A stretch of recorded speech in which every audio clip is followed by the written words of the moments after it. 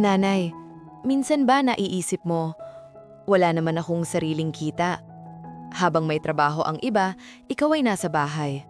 Habang may sariling ATM ang iba, ikaw ay umaasa sa ibinibigay. At minsan, nahihiya kang humingi, kahit para sa sarili mong kailangan. Pero sandali, tanungin kita. Sino ang nagluto ng pagkain araw-araw? Sino ang nagbantay kapag may lagnat ang bata? Sino ang nag-budget ng kulang na pera para magkasya sa gastusin? Hindi ba't ikaw? Kung wala kang sweldo, hindi ibig sabihin wala kang ambag. Ang problema lang, hindi nasusukat sa payslip ang sakripisyo mo. Kaya ngayon parang pakiramdam mo, wala kang sariling seguridad.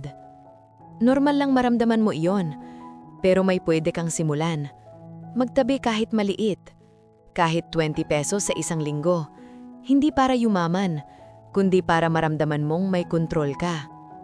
Maliit na ipon, malaking kumpiyansa. Nanay, kung minsan mo nang naisip na sana may sarili kang pera, mag-comment ka lang ng, "Ako rin." Tahimik, pero lumalaban.